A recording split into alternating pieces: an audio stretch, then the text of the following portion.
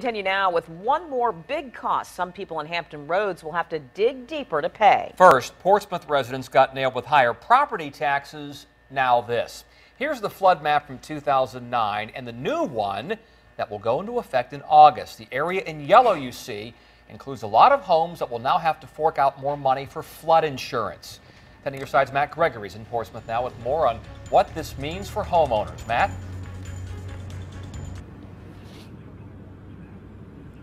Tom and Nicole, the rising tide means a rising cost for Portsmouth homeowners, especially one man who before this year didn't live in a flood zone.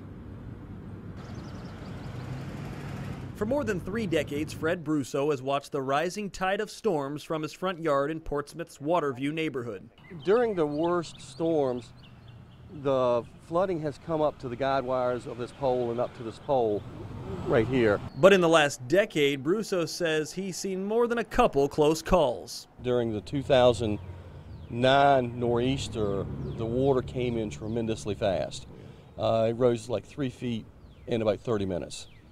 And that was the one time I'm looking going, maybe it's going to cross the street. The federal government has seen the same thing, not only in Brusso's neighborhood, but across Portsmouth.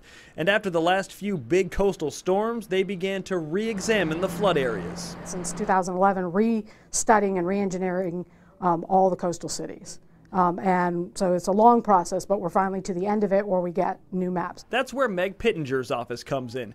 Her department in the city of Portsmouth has to introduce these updated flood zones to the people who live in Portsmouth. One of the biggest changes is the base flood elevation, and that's what the construction ordinances and the flood insurance is based on, is going up for the majority of the city. Back on Brusso's block, under the new map, Brusso's home is now in greater danger for flooding, and he expects an insurance hike. We do recognize it's going to go up 15% or more every year until it reaches the actuarial rates.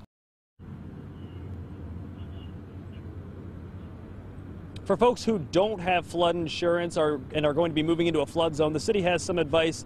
They say apply for that flood insurance now before the new maps are posted and become the rule of law, I suppose, in August. And that way, they say, it could save you some money. We have the new map and the old map online on this website on WAVY.com in this story.